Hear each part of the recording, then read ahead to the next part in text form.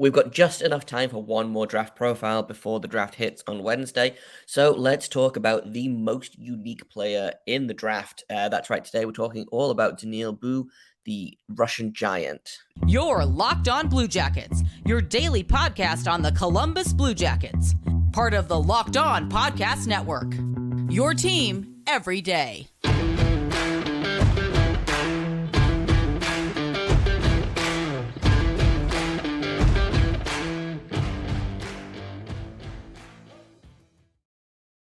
Hello and welcome to Locked On Blue Jackets, part of the Locked On Podcast Network, your team every day. I am, as always, your host, Jay Foster, here to give you the good, the bad, and the ugly about your favorite team, and mine, the Columbus Blue Jackets. Before we get started, I want to thank everyone for making this your first listen of the day, every day. Locked On Blue Jackets continues to be free and available on all podcast platforms, and also over on YouTube. So if you haven't hit subscribe over there, please feel free to do so. Like I said at the top of the show, today we're doing our final draft profile before the draft rankings drop later tonight. So today we're talking all about Daniil But. I have got Sam McGilligan of McKeen's Hockey back to finish the Locked On Blue Jackets the Locked On Blue Jackets draft prep experience. And we're going to be, like I said, we're going to talk about Daniil But. Super interesting player. Get a different answer about him from basically every single scout you ask. But I asked Sam because he's very smart and knows lots of very smart things. So I'm just going to jump right into my conversation with him about Daniil But. This is one of the, for my money, one of the most interesting names in the draft. I feel like every single person I ask about Daniil But, I get a different answer about. So I've got Sam McGilligan, McKeen's Hockey. He has come back to do, I believe, the final draft profile for Locked On Blue Jackets of the season, because the draft is in like 2 days. And we're going to talk about this guy because he's such an interesting name. He's a Let's start unicorn. with, why is he so interesting? Because nobody knows what he is, including me or all of the scouts, because it's so rare to find a player who actually is this distinctive and unique, but has the frame of a monster. He's 6'5" and over 200 pounds, right? And second you hear that, you're picturing a certain type of player who plays a certain type of way. He does not play that way. That is not his game. He has unbelievable skill, and not like he's got crossbody skill, which for every little bit of reach you get, crossbody skill becomes more and more and more important. So he can be sitting there fully extended on the forehand and just taking up a monstrous amount of space.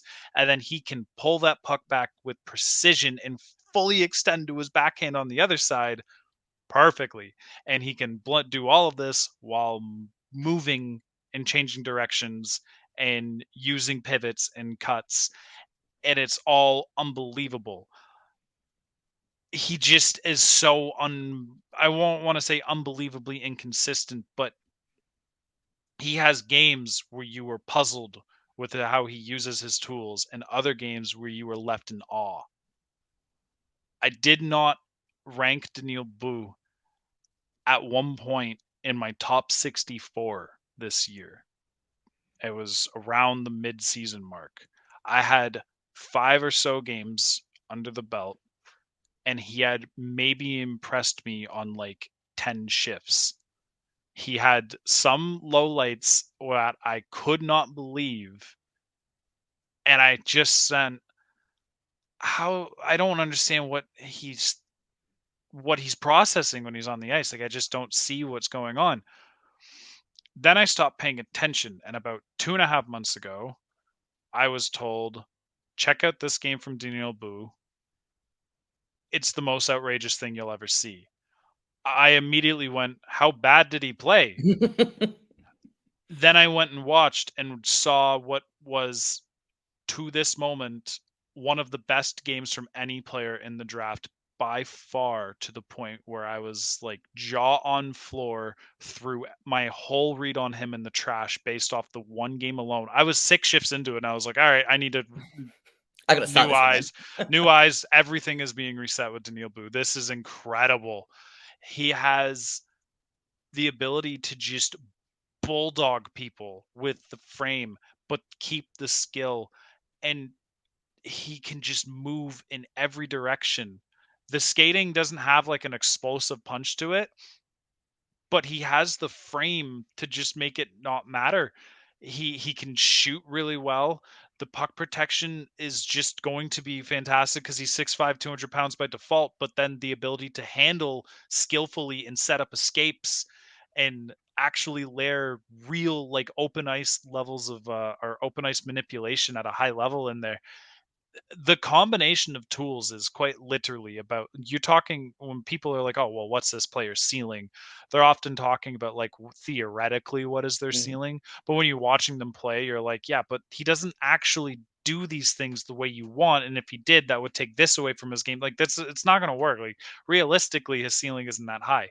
But is like the rare example of like the ceiling is quite literally as like he can be molded into whatever you want at this point. He's an open canvas. You want a monstrous skilled power forward who is just bulldoze through everybody and has the skill to control it. You can do that. You want to make him an open ice attacker who just draws guys in and makes space off of them and just cr- makes everyone on his line's life easier. You can get that. You can possibly blend the two of them, which is not usually a possibility, but in this case, it kind of is. It's just like you can take this wherever you want with him. It's just about how on board he is with the development, because maybe, you can't force a player to play a certain way if they don't want to. Like, maybe he just isn't that type of guy. I can't speak on that type of stuff, but when I look at him, it's just like, yeah, a development team must be just salivating thinking about working with you. I mean, mental mishaps still showed up. I watched some games even at the end of the year where I'm like, oh yeah, no, that's it. But when I saw the rest of it, I'm like, hey, but this isn't an issue where he doesn't understand hockey. He very clearly does. I don't know if he's thinking I can just get away with this play and it doesn't work out. If he gets tunnel vision on certain plays, and that's something you have to teach him out of it. But the ability to work with teammates and create for them and just be the guy on a line, then going to the KHL and just playing as a part of a line and just contributing where he can. Even in the KHL, the flashes were there. It's like there are moments where these are grown men coming at him, and I'm just watching him basically look like Moritz Seider out there in terms of just like, yeah, I know I'm only 19, but good luck, idiot. It's just like he's an enigma. I've never seen anything like him. He is the most unique, distinctive prospect I think I've ever seen, to the point where the only player comparison that this is so dumb. I haven't said this publicly yet. I've said it privately and I've gotten roasted, but it's not in terms of scale. Like, he's not going to be as good as this player, and he also doesn't play the same sport. But the only prospect that he reminds me of is back in 2013 when I followed the NBA draft. A very specific player was described as the most unique. We never see tools like this expansive, this athletic, kind of really raw and kind of dumb offensively. But then there's flashes where you're like, no, he's getting it very clearly. And there's so many different things we can do with him. And that player may or may not be Giannis Antetokounmpo of the I knew Bucks. you were going to say that. And then I'm It's gonna be him. watching Daniil But, and it's like, hey, I don't think you're Giannis, and I don't think he's ever going to be like a heart contender. Although, like, if you're to ask me what player past the top 10 becomes one, he would be the pick. But I'm starting to. This conversation alone is making me go, I have him too low. Um,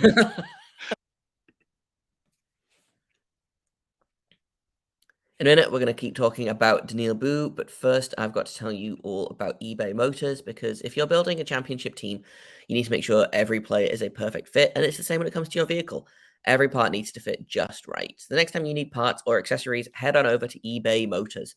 With eBay Guaranteed Fit, you can be sure every part you need fits right the first time around. Just add your ride to my garage, look for the green checks, know the part will fit, or your money back. Because just like in sports, confidence is the name of the game when you shop on eBay Motors. And with over 122 million parts to choose from, you'll be back in the game in no time. After all, it's easy to bring home a win when the right parts are guaranteed. Get the right parts, the right fit, and the right prices on ebaymotors.com. Let's ride. eBay Guaranteed Fit is only available to US customers. Eligible items only. Exclusions apply. He's such a unique monster of a player, and the development option is about as open as it can be, with so much safety built into just the fact that he's a gigantic beast no matter what. Players who are 6'5", 200 pounds get taken in the first round regularly and are offer nowhere near what he can. He may have just an identity issue, like too many wires crossing. He's trying to be a power forward and open ice guy, and maybe it doesn't work. Like, I'm not saying there's safety here. There is risk. The NHL is hard. The NHL requires the smartest players in the world. He may not have that, but he might have that. It's a 50-50 chance. Either he has it or he doesn't. And if he has it, he is going to be sensational. Like, one of the greatest prospects I've ever watched, just from a like, what are you perspective. Like, he's so fascinating.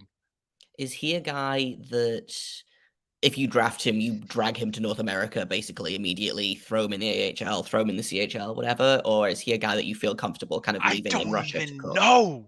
I don't even know. I think you bring him over. I am a big believer of, you want to be as involved in development. Once you draft a player, you draft them with a purpose to get them in the NHL. Get involved. This is a case where it's like, it's super easy for him to fall into bad habits. What I will say is, 4 months ago, it said no, for sure, bring him over. If he stays in Russia, I mean, he has progressed so much this year already that I think it could work itself out. I think you're leaving it up to more chance than if you just take the reins yourself.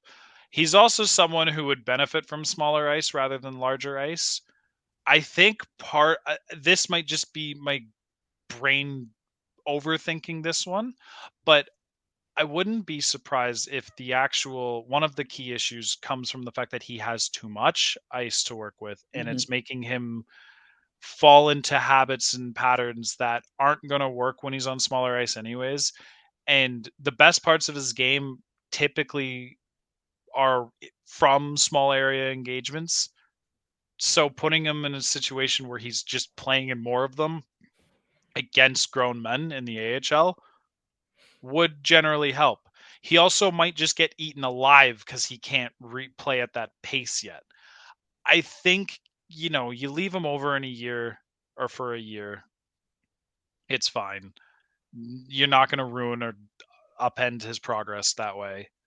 You bring him over afterwards when you have a more of an idea of where he's at, because I feel like he's just in the middle of a journey of progression that kind of, I mean, I only started watching him at the beginning of the year, so I don't know where he was at before him, but no, he's 17, 18 years old. He was not 6'5", 200 pounds for 3 years now. He's only recently grown into this, and it's a That was process. going to Like, be kind of one of my questions was, from what I'm hearing anyway, and obviously we don't know anything about him previous to this year, is he one of those guys that was little until like a couple of years ago and then suddenly I know sprung this up? for most players usually, but not with him. Russia's too far. I Mm. don't. I don't know how big he was beforehand, but I do know he is gigantic now, and he is getting more and more comfortable with using said giganticism with every month that passes. And guys like this are typically the ones where the public undervalues them. Mhm. I think of Owen Pickering last year, and Owen Pickering isn't like a significantly better player than he was last year. Sorry. Owen Pickering this year isn't a significantly better player than he was last year, but he is better in a couple of key areas, one of them being puck control, just not even in terms of skill or handling, like just literal, like how's the puck stay glued to your stick and your blade when you're skating and moving, because he grew into that frame very quickly. I grew into I'm 6'4". I grew into mine in the span of like 16 months. I just flew up. It took me 6 years to get coordination to what it probably felt like beforehand. I'm not obviously we're not talking like I'm a particularly amazing athlete. I've got the athleticism of a rock, but like these guys are incredible athletes. It doesn't take them that long, but it still takes time for your brain to consistently understand. Like it's not just like learning how it works, you're unlearning how something works first while learning something else. It's very possible that you can mess yourself up in that stage when you're not at this level. These guys tend to work it out, and they have the right people working with them to ensure that they figure it out. So I think no matter what, whether he grew really quickly or this has just been like a slow acclimation to this build over the course of like 5 years, or it doesn't really matter to me, because he's already athletic enough and shown enough progress within the last year where it's just like, man, whatever parts you aren't getting, you'll figure it out. It's amazing because he can sometimes look so clunky still. He's not like he's not like a smooth, elegant angel out there. He just randomly becomes one, and you're just like, whoa, who in this draft can do that? Adam Fantilli, that is basically it there. And like there are moments where he's kind of little flashes that are at the Fantilli Carlson level, and then just does not carry the same impact over a course of a game, even remotely close to the same impact that they do, because so they're basically perfect hockey players. They hardly make mistakes. They're just constantly doing the right thing.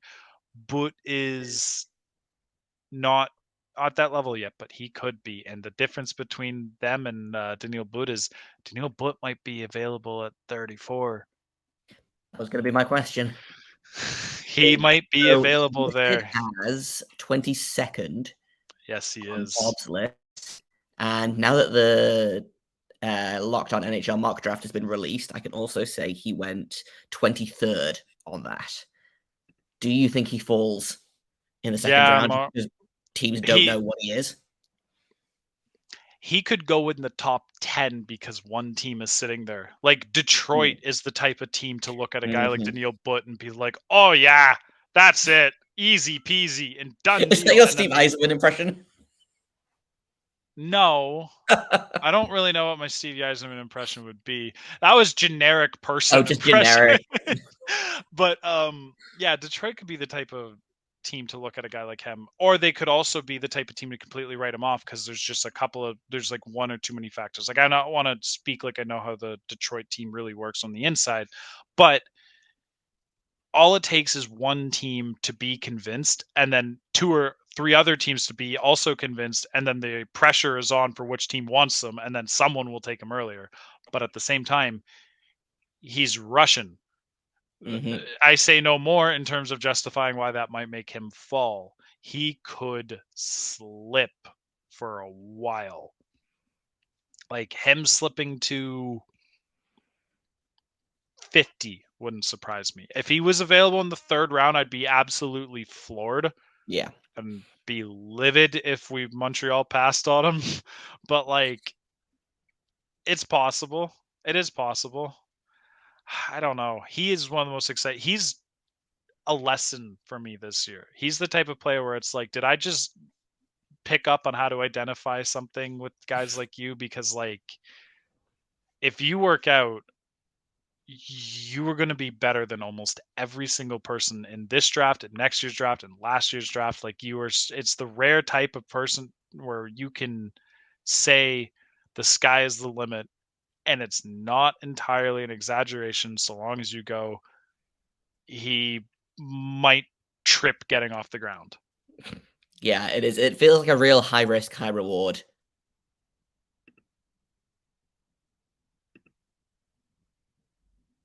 It's kind of like that. It's not pure boomer bust because there's still roles he can play in the NHL in like the middle path where he's like a fourth liner or something, but like essentially for what you're drafting him for, it's boom or bust. Yeah. Like, And I feel like if you take him at, for example, 34th and you get a middle six forward out of that, you're I feel laughing. okay about that, you know? You're laughing, especially Yeah. because like that's evaluating at the end result, and the whole process is up until he was the middle six forward. It was, well, he's clearly on pace to be a middle Mhm. six forward, but like he could also still be a first line. And it's like Right. that has to be accounted for when making the selection. It's like what are the scale of outcomes basically? It's a range, right?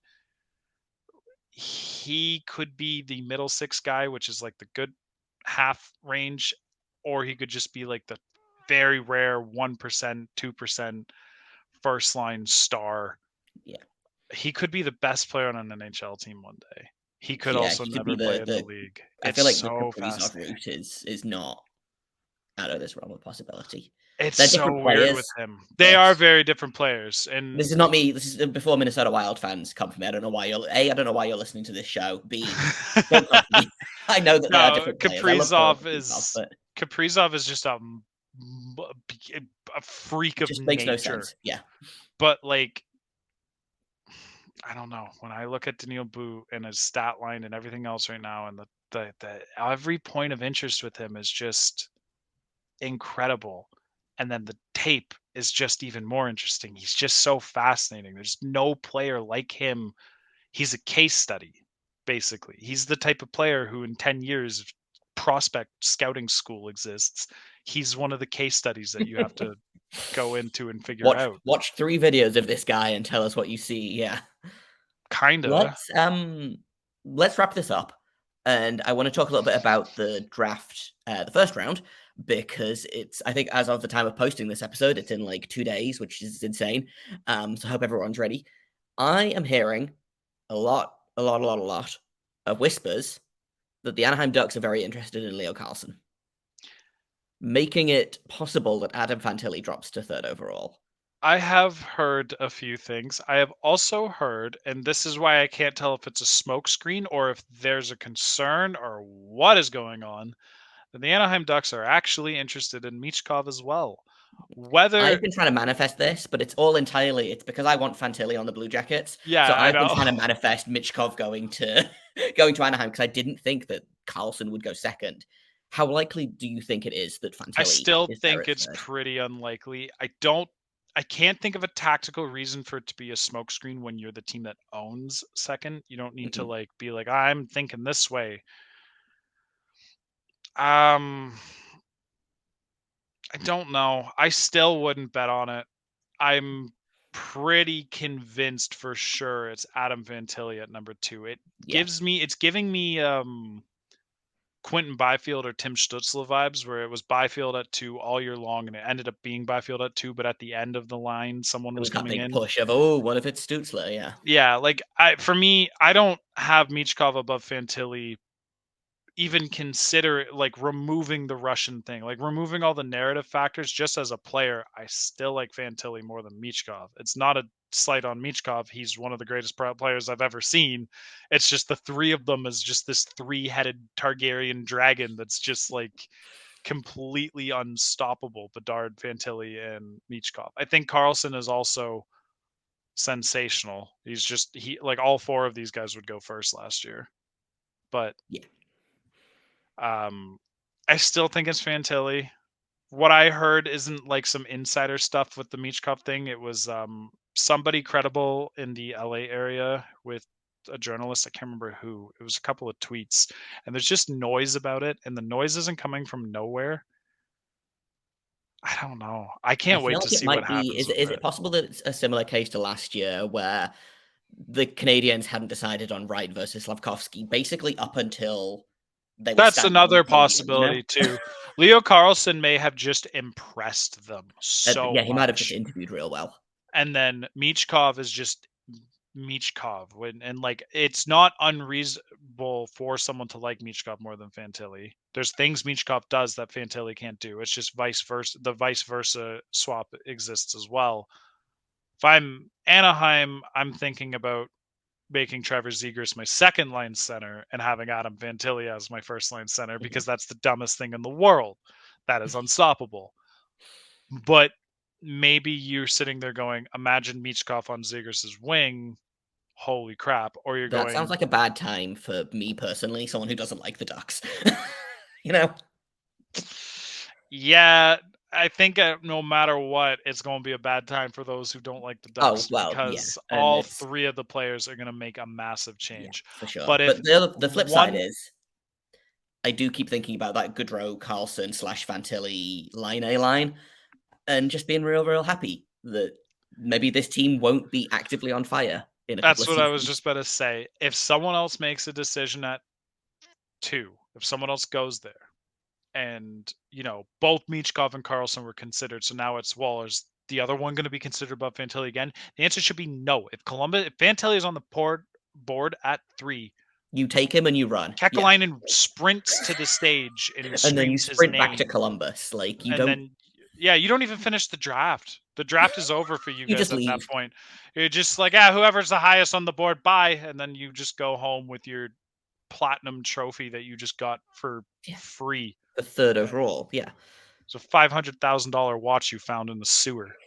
I don't know why you're down there, but you found Adam Fantilli, so you should be happy about it. Adam Fantilli just hanging out in the sewer. What a thing to end the episode on. Exactly. If people want to, I think by the time this episode is posted, your draft rankings will be out. I hope so. Let's cross our fingers. Where can people find that? Where can they find you on the internet? And what are you going to be doing during the draft? Okay, so Twitter, Sam_McGilligan. Substack is sammcgilligan.substack.com. That's where the rankings will be posted. I have a lot of editing to do, and I've made last minute changes because I'm the worst person for that type of stuff, even though they were literally done and almost ready for posting. And I just haven't had time until this weekend to nail it. So I'm hoping that everything is done and finished and released on the Sunday before the draft. Because if not, my timing schedule is going to be awful trying to find a way to finish it. If you want draft guide information, McKeen's draft guide has everything you're looking for. Those guys worked super hard putting that all together. I promise that's worth it. What am I going to be doing during the draft? Watching in complete bewilderment because I As the love Montreal this Canadiens stuff. take David Reinbacher 5th overall. I have no response. I will be watching in complete bewilderment because my all-time favorite thing is just listening to the draft and going, not my pick, but like, what are you? You got a reason for it. Like they're NHL teams, or they have a purpose behind their motives. So what is it, right? And I love finding that type of stuff out. Well, I appreciate you coming to hang out. I think you've done 6 or 8 profiles for me this season, and I hopefully, enjoy being here. yeah, we'll have you back on the show after the draft, and we can talk about Yeah, Adam absolutely. Fantilli, Let's I do guess. it. Or Let's do it. I'm gonna hit stop. And that's all I've got for you today. Tomorrow, Hayden is going to be going solo. He's going to be talking all about Carson Meyer and Mikhail Poutier doing their season review. 2 differently exciting Blue Jackets prospects, I think, is the best way to talk about them. So that's going to be tomorrow's episode. Thank you for listening to this episode. Thank you for making it your first listen of the day every day. Locked Up Blue Jackets is free and available on all podcast platforms. We are over on YouTube. We're on Sirius XM. And just wherever you find your podcasts, Locked On Blue Jackets is there for you. I've been Jay Foster. You can find me on Twitter at _Jacob Foster, JAKOBFORSTER. You can find Hayden at HaydenH971.